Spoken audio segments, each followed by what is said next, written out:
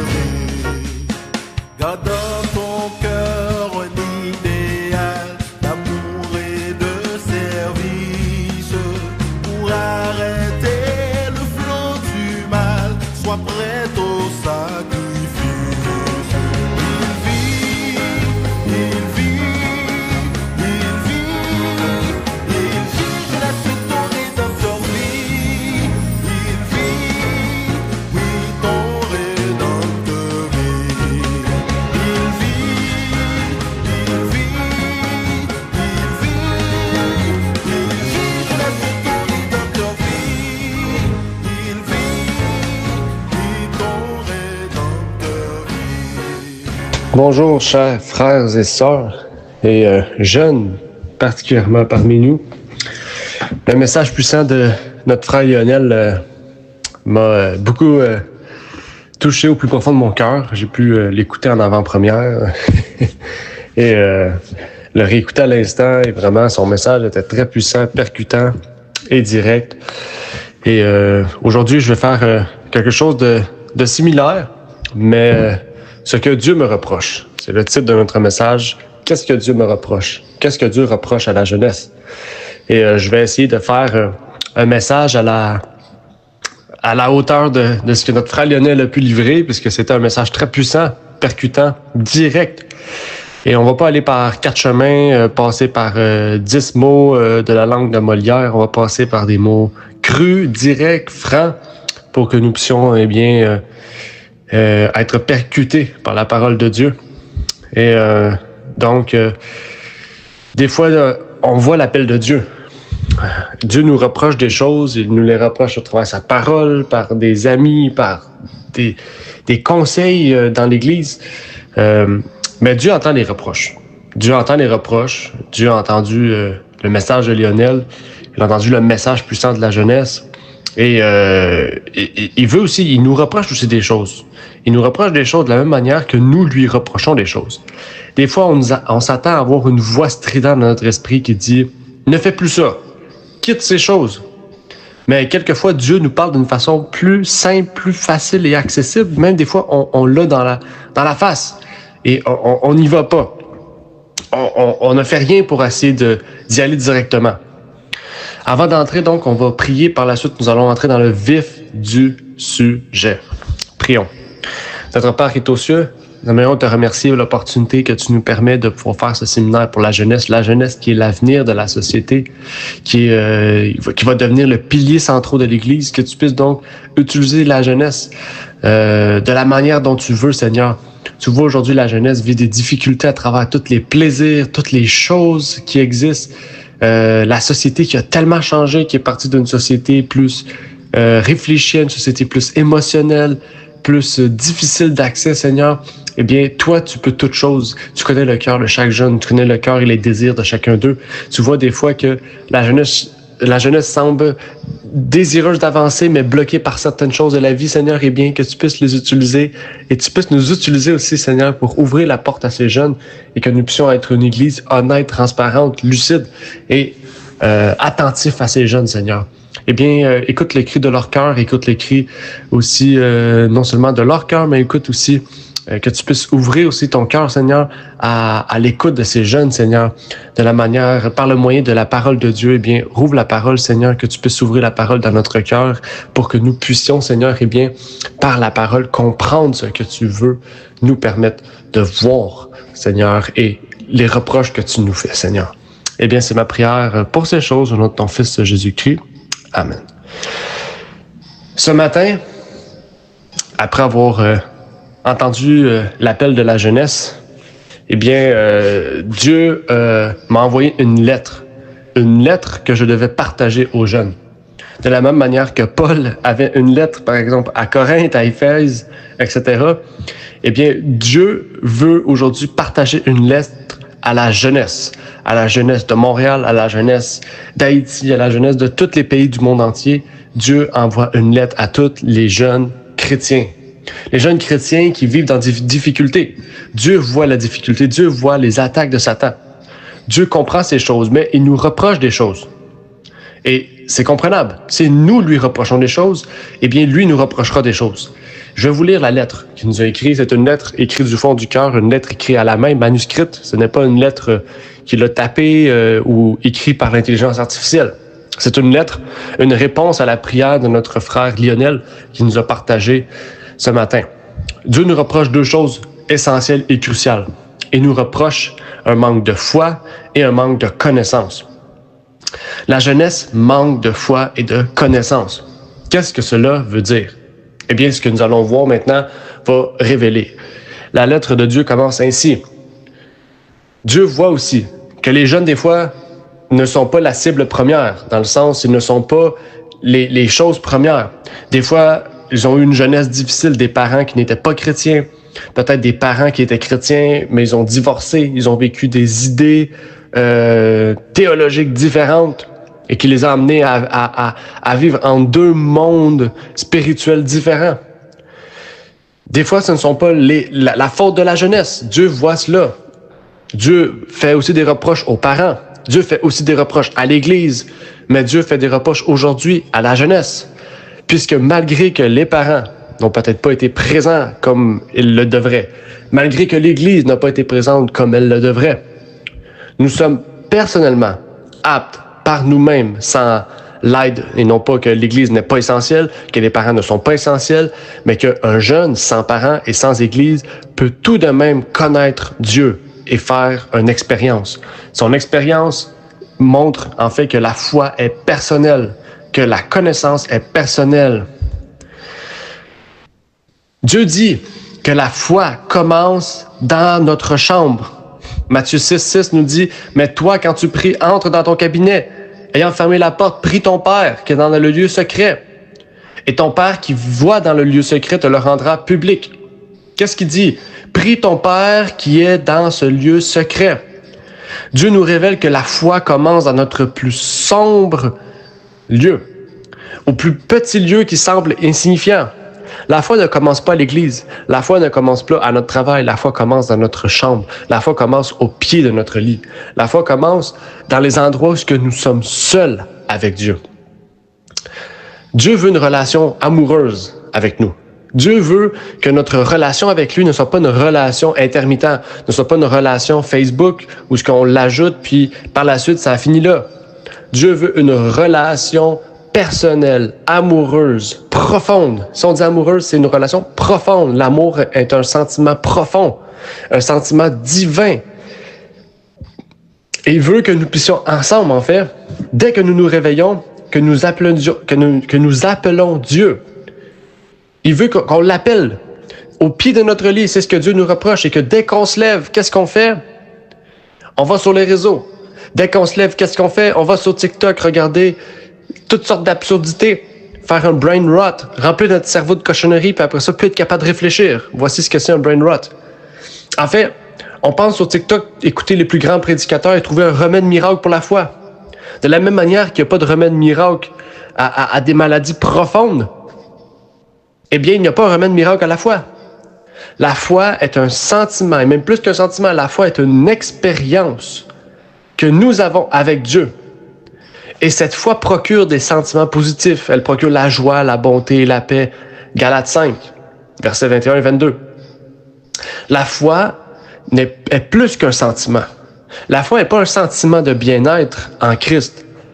La foi est une expérience de repentance et de conversion en Christ qui nous amène à vivre des sentiments positifs.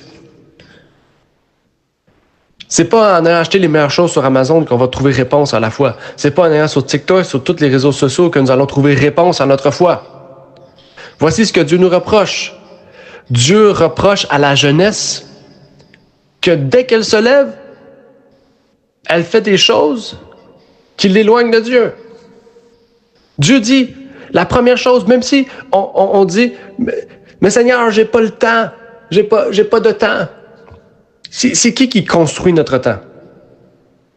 Est-ce l'ennemi qui dirige notre temps? Est-ce Dieu qui contrôle notre temps? Non, c'est nous qui contrôlons notre temps. C'est nous qui disons, je vais faire ça et cela. C'est nous qui disons, je veux travailler 100 heures semaine. On n'a aucune obligation. Nous ne sommes pas esclaves de notre temps. Le temps est esclave de nous. C'est nous qui dirigeons notre temps.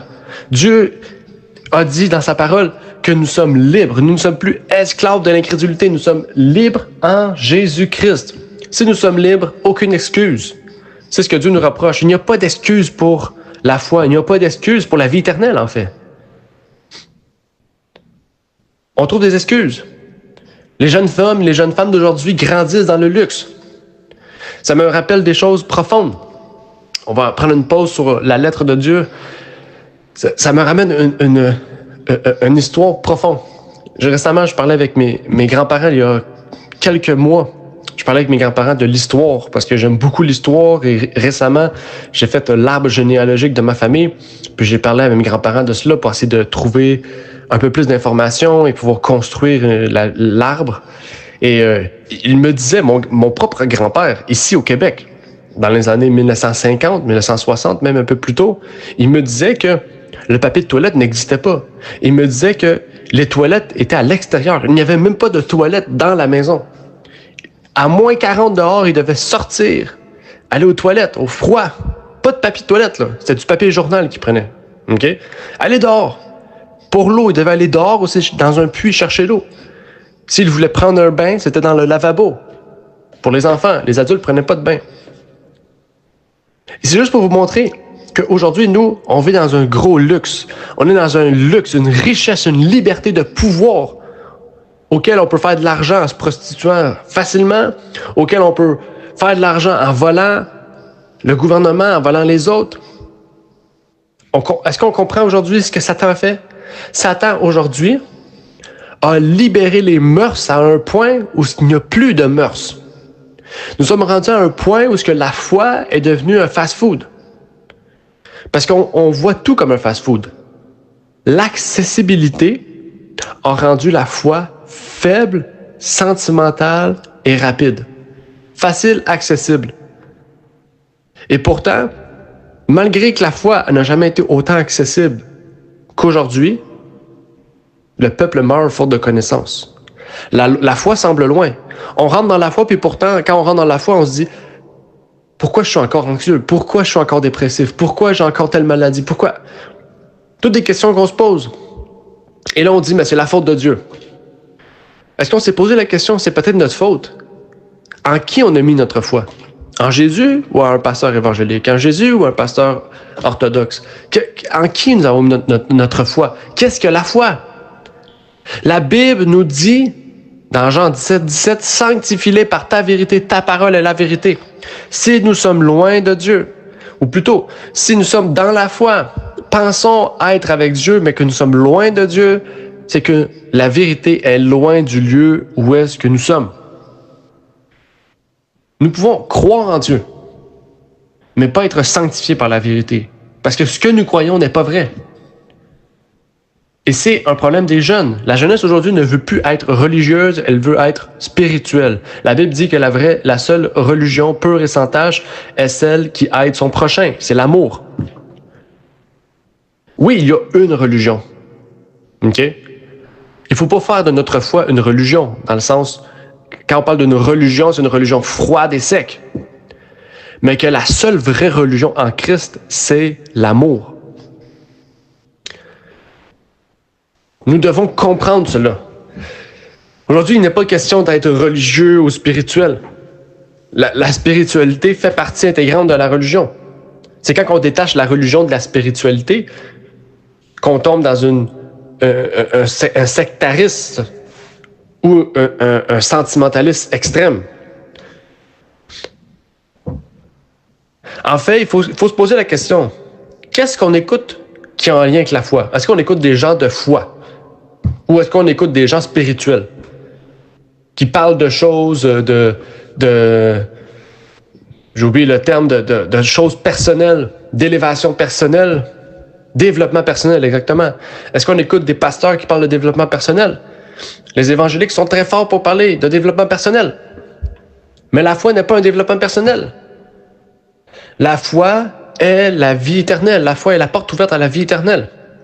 C'est ce que Dieu reproche à chacun des jeunes. C'est que tu ne veux pas me rencontrer seul avec moi comme un ami confident.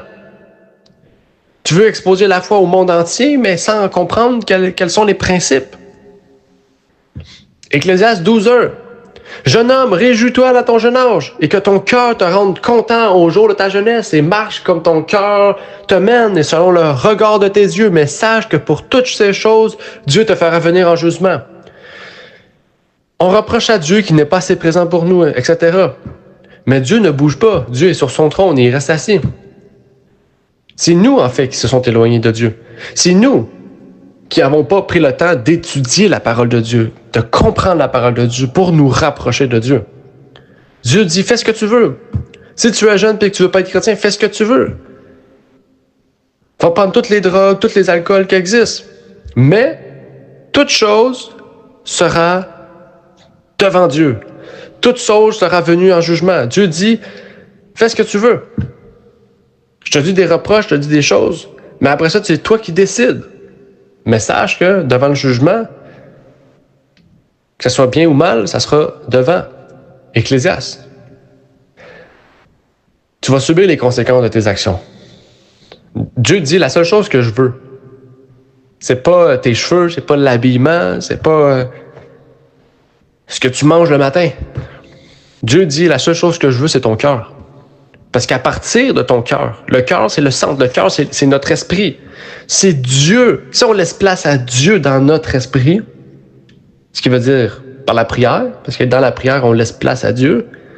Si on prie Dieu pour recevoir le Saint-Esprit, si on prie Dieu pour qu'il prenne place dans notre vie, il va prendre place dans notre vie.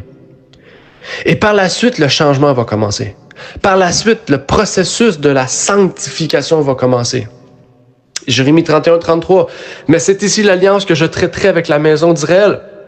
Après ces jours-là, dit l'Éternel, je mettrai ma loi au-dedans d'eux et je l'écrirai dans leur cœur. Je serai leur Dieu, ils seront mon peuple.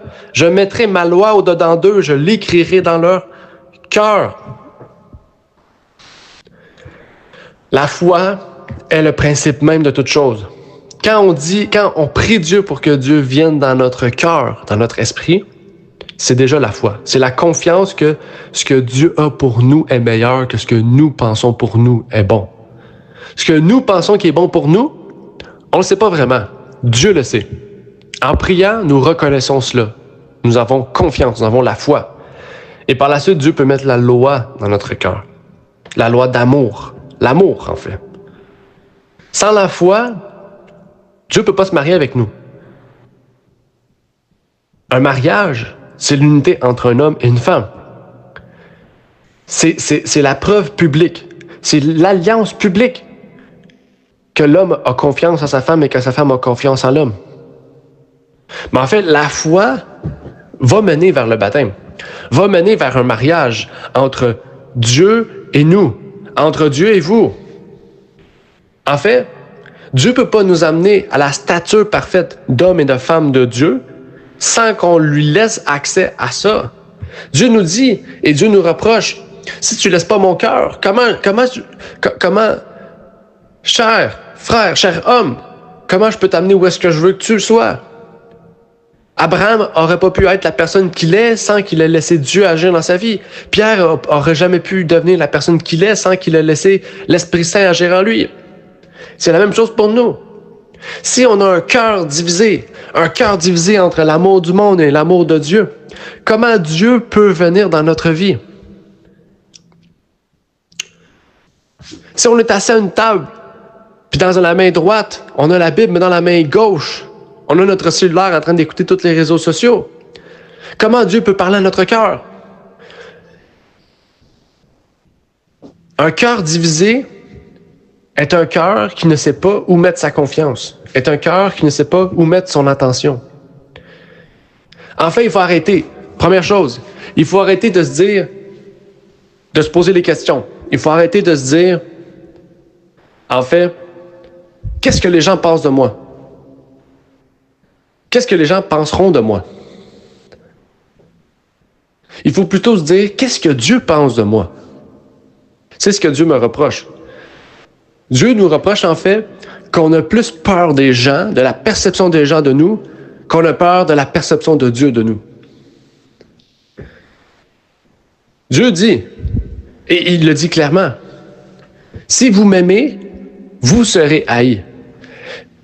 Dieu nous dit, et c'est le problème, c'est la chose que Dieu reproche aux jeunes, c'est que le manque de connaissances pousse les jeunes seulement à croire en Dieu, à aller à l'église, puis c'est tout.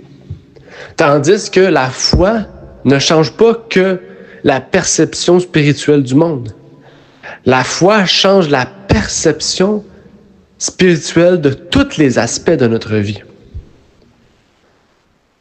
La preuve, avant que vous soyez chrétien, vous vous leviez et vous étiez sur votre téléphone, peut-être en train de vous masturber. Maintenant que vous êtes en Christ, qu'est-ce que vous faites? Est-ce que vous continuez ces choses? Si vous continuez ces choses, un autre reproche que Dieu nous donne, vous avez peut-être la foi, mais vous n'avez pas de connaissance. Et votre foi sans connaissance ne vous mènera pas à être sanctifié. Vous allez rester à la première marche sans bouger.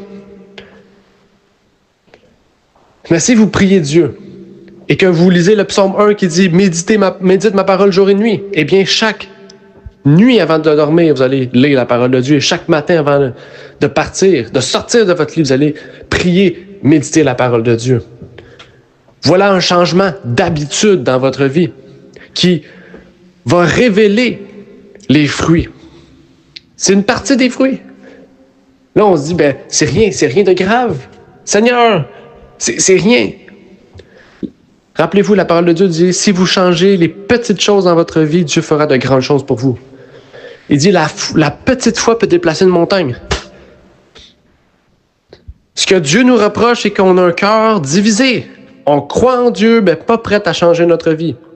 Osée 4:6, mon peuple est détruit faute de connaissance.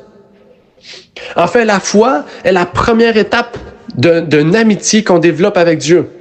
En fait, pour une amitié, c'est pas le fait de dire voici mon ami, puis on voit cette personne-là une fois par année. Non, une amitié s'entretient. Comment on entretient cette amitié-là? En prenant le temps de pouvoir développer cette amitié-là. Maintenant, comment on développe une amitié avec Dieu? Il y a une seule chose que Dieu nous a donnée pour que nous puissions être unis. Dieu nous a donné une seule chose. En fait, un seul outil qui représente plusieurs sous-outils. L'outil principal que Dieu nous a donné, c'est la parole. Quand on lit la parole, on découvre la prière. Quand on lit la parole, on découvre qu'il faut s'entourer de bons conseillers, de bons amis. Quand on rouvre la parole de Dieu, on découvre qu'il y a le Saint-Esprit. Quand on rouvre la parole de Dieu, on découvre les fruits de l'Esprit. Quand on rouvre la parole de Dieu, on découvre les dons spirituels. Dieu nous a donné la prière, il nous a donné de bons amis, les bons conseillers. Il nous a donné le fruit de l'Esprit, les dons spirituels. Pourtant, les jeunes n'ont aucune de ces choses-là.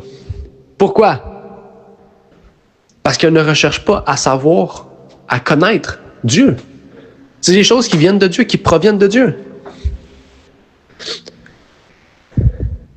C'est pas par magie, un claquement de doigts, que notre foi va devenir incroyable. En fait, tu es tellement préoccupé par la vie, par les choses de ce monde, que tu penses que la foi est le fait de croire en Dieu et d'entretenir aucune relation. Si la foi, ça serait ça, en fait, les 2 milliards de chrétiens dans le monde seraient déjà tous sauvés, parce que tout le monde croit en Dieu. Et pourtant, on sait. La parole de Dieu nous dit dans Matthieu, c'est pas tous ceux qui disent Seigneur, Seigneur qui se retrouveront au royaume de Dieu. Parce que c'est facile de dire Seigneur, Seigneur, mais c'est pas facile de vivre comme le Seigneur a vécu. Mais en Jésus-Christ, ce qui était difficile, ce qui était impossible, devient accessible et facile. Encore une fois, la foi au centre de notre vie. C'est pas moi au centre de la vie puis la foi est à côté. Non, la foi, Jésus-Christ est au centre de notre vie. Si Jésus-Christ est le centre de notre vie, le centre de mon couple, si vous avez des copines ou des copains, mettez Dieu au centre. Si vous êtes marié, mettez Dieu au centre. Si vous êtes marié jeune, parce que ça se peut, mettez Dieu au centre. Quand vous travaillez, mettez Dieu au centre. Quand vous avez des amis, mettez Dieu au centre. Chaque hobby, chaque activité que vous avez, mettez Dieu au centre. Chaque habitude, Dieu au centre. C'est ce que Dieu veut. Quand Dieu dit qu'il est jaloux, c'est qu'il veut que chaque aspect de notre vie, nous puissions penser à lui. De la même manière que si moi je cuisine, je pense à ma femme. Je ne vais pas cuisiner que pour moi. Je vais cuisiner puis je vais dire, je vais cuisiner un peu pour ma femme. Quand elle va arriver, elle va être contente. C'est la même chose avec Dieu. Je n'ai pas de réfléchir à toute chose de dire, wow, où est-ce que je peux servir? Où est-ce que je peux être? Dieu peut être. Non. Vous allez voir, ça va devenir naturel. Si Jésus-Christ allait visiter sa mère en cours de route, il pouvait trouver quelqu'un qui était malade. Il allait le guérir. Il faisait l'œuvre de son Père. Il n'avait pas besoin de réfléchir à cela. Il voyait quelqu'un de malade, il allait directement vers cette personne. En fait, servir Dieu, plaire à Dieu va devenir une action naturelle. Ça va être acquis dans notre vie.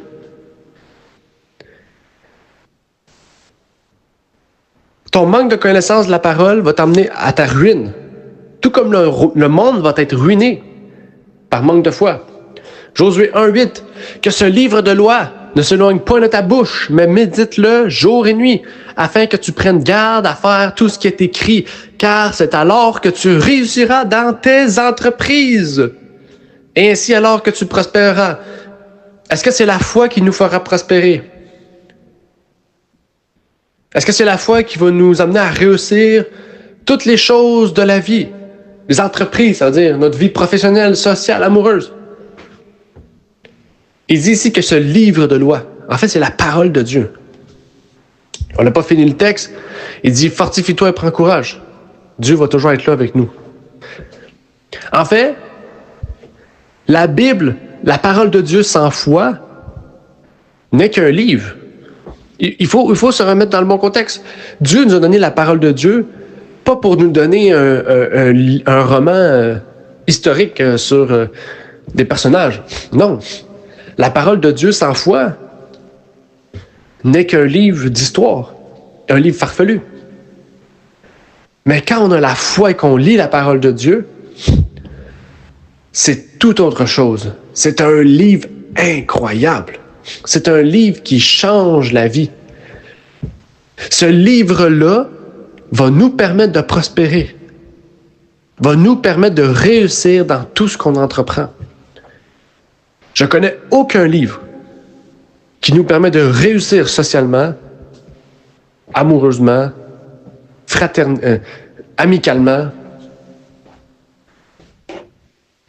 psychologiquement, sur la santé, sur le côté physique, sur le côté social, sur le côté professionnel. Il n'y a aucun livre qui peut combler tous les besoins de la vie, sauf la parole de Dieu quand nous y mettons de la foi. Donc, il nous faut la foi. Ici, Josué, avait-il la foi? Oui. Dieu lui a dit, ne mets pas ce livre-là de côté. Ne mets pas ce livre-là de côté. Josué a dit, j'ai confiance en toi, Dieu, je ne mettrai point ce livre. Il faut la foi. Il faut la foi. La foi est la base de tout. On dit souvent, l'Ancien Testament, ce n'est que la loi. Non. Dieu nous révèle que ces gens avaient la foi. Josué avait la foi puisqu'il a eu confiance en Dieu. Et Dieu dit la même chose pour nous. Il nous dit, ton peuple périt manque de connaissance. Pourquoi? Parce qu'ils n'ont pas de foi. S'ils auraient la foi, ils méditeraient la parole jour et nuit. Dieu a dit à plusieurs reprises, ne mets pas de côté ma parole. Ce que Dieu nous reproche, un manque de foi. Et un manque de foi nous amène à un manque de connaissance. Et même si nous avons la foi, mais que nous mettons la parole de Dieu, on va manquer de foi plus tard. C'est une combinaison. En fait, c'est la combinaison parfaite. En fait, c'est un exemple très concret. Dieu, ce que nous reproche, c'est la même chose des fois qu'on voit dans la vie. On fréquente une jeune fille. On la fréquente, mais on la voit jamais. Si tu vois jamais la fille que tu fréquentes, comment vas-tu apprendre à la connaître? Et après ça, tu vas oser demander à ses parents sa main pour la marier. Mais ses parents vont dire, oh, jeune homme, en 2 ans, je t'ai rencontré 3 fois. Comment oses-tu demander la main de ma fille si tu prends même pas le temps de connaître ma fille? Dieu fait la même chose. Il va arriver dans le ciel et il va dire, oh, jeune homme, ça fait 15 ans que tu es chrétien, mais en 15 ans, je t'ai vu ouvrir la Bible 10 fois. Et les 10 fois, c'est parce que tu étais à l'église. C'est la même chose, en fait. Donc, c'est pas le fait d'avoir la foi qui va nous permettre d'hériter de la vie éternelle. Dieu, ce qu'il nous reproche, c'est la foi. Et la foi, si on est réellement dans la foi, Dieu nous dit, tu ne mettras point mon livre de côté. Tu ne mettras point la Bible de côté. Oui, nous sommes sauvés par la foi. Mais la foi, comme Jacques le dit, qu'est-ce qui prouve que tu as la foi? C'est que tu as les œuvres. La relation que nous entretenons est une relation d'amitié profonde. En fait, notre plus profond désir est une relation d'amitié profonde. En fait, comme Abraham, nous devons nous poser la question. Comment était appelé Abraham aux yeux de Dieu? Comment Dieu appelait Abraham? Dieu l'appelait l'ami fidèle. Est-ce que c'est pas ce qu'on voudrait être appelé? Moi, mon plus profond désir, c'est que Dieu m'appelle. Hey, mon bro. Hey, mon ami. Comment ça va? C'est la relation que je veux avec Dieu. La relation que je veux avec Dieu, c'est pas une relation éloignée, c'est pas une relation de longue distance, c'est pas une relation que je connais quelques aspects de Dieu. Moi, je veux connaître Dieu de fond en comble. Dieu nous a donné un livre ouvert pour que nous puissions le connaître. En fait, Dieu nous dit, développe ta connaissance par ma parole et tu verras le monde sous un autre jour. Quand on sort dehors, ce qu'on voit, c'est « Ah, ça, j'ai pas le droit, ça, j'ai pas le droit, ça, j'ai pas le droit, ah, ça, j'ai le droit. » C'est pas comme ça qu'on voit le monde. Avant, c'est comme ça que je voyais le monde aussi. Mais Dieu nous dit, ça ne sera pas comme ça que tu vas voir le monde. Tu vas sortir dehors et tu vas dire, ici, j'ai des âmes à sauver. Ici, j'ai une personne à parler. Ici, j'ai du monde à sortir. Parce qu'aussitôt qu'on franchit la porte, nous sommes dans le monde de Satan. Nous sommes sous le joug du prince de ce monde. Mais Dieu a dit, votre joug est léger parce que je suis mort pour vous. En fait, on ne verra plus les autres comme le standard de notre vie. Ou pour leur plaire, ou avoir l'air cool ou à jour. Dieu nous dit, quand on va sortir dehors, on sera haï. Il faut tout de suite se mettre ça dans la tête. En fait, nous voudrions plaire à Dieu et à Dieu seul. Ton cœur sera sous sa tutelle et non pas la tutelle de ce monde. Ce que je reproche à la jeunesse, c'est qu'elle veut la vie éternelle, la bénédiction, un mariage réussi, sans même savoir que c'est moi qui donne la vie éternelle, qui donne les bénédictions et qui ai créé et mis en place le mariage. Sans moi, aucune de ces choses ne peut être acquise. C'est ça que Dieu dit. C'est ça que Dieu reproche. Ce n'est pas un abonnement mensuel. C'est pas un abonnement qu'on paye annuellement, même si tu paierais ta dîme. La parole de Dieu nous dit que tu payes la dîme de la menthe et de la net, etc. Ça veut rien dire. C'est pas un compte que tu follow sur Internet. C'est une vie que je veux avec toi. C'est une vie transformée. Joël 3:1.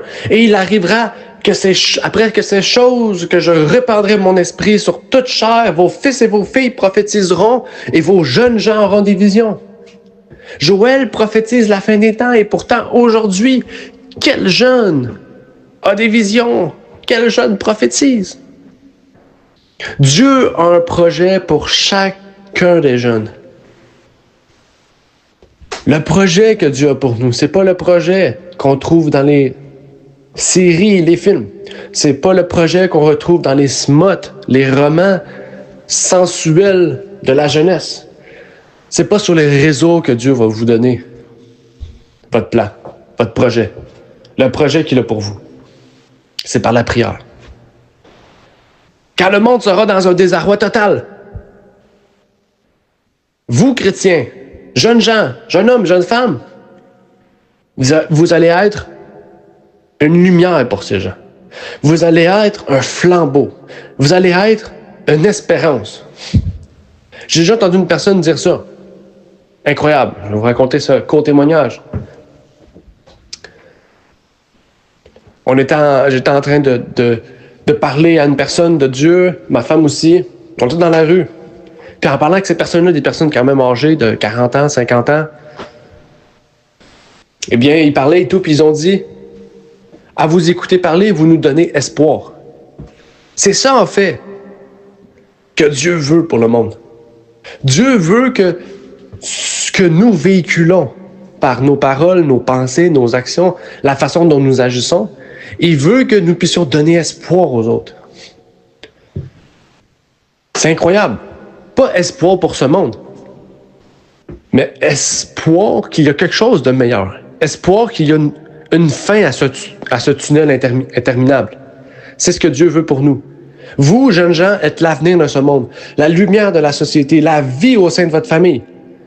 Dieu dit, venez vers moi et je vous accepterai tel que tu es. Tu vas voir. Tu vas voir. Viens tel que tu es à Dieu. C'est ce que Dieu dit. Il dit, mon fils, ma fille, peu importe qu'est-ce que tu as fait, peu importe qui tu es, viens à moi. Tu vas voir les projets que j'ai pour toi.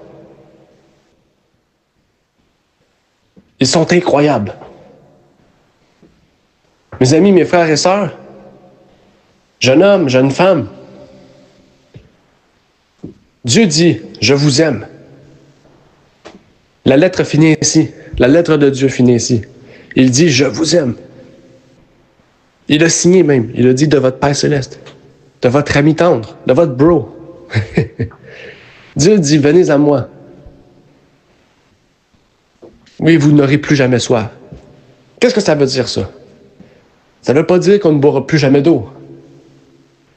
Ça veut dire qu'on ne sera plus avide d'un manque dans notre vie. Quand on est pleinement en Jésus-Christ, notre corps spirituellement est rempli d'eau. Notre corps est rempli d'un liquide incroyable qui nous amène à dire, je sens une solitude dans mon cœur. Je sens une solitude dans mon cœur. Eh bien, je vais aller en date. Je sens une solitude dans mon cœur. Je vais lire des livres qui me font sentir bien. Non. Dieu dit, je vais remplir le cœur, le vide qui est en toi, la solitude qui est en toi. C'est important de réfléchir ainsi. Je vous aime de votre Père céleste. Que Dieu vous bénisse. Amen. Terminons par une prière profonde, sincère. Moi, je prends une position à genoux. Notre Père qui est aux cieux, puisses-tu bénir chacun des jeunes, Seigneur. L'appel que tu as fait, le cri de ton cœur, la tristesse que tu ressens quand tu vois des jeunes, Seigneur, qui veulent venir à toi, mais qui se sentent loin de moi, Seigneur, loin de toi.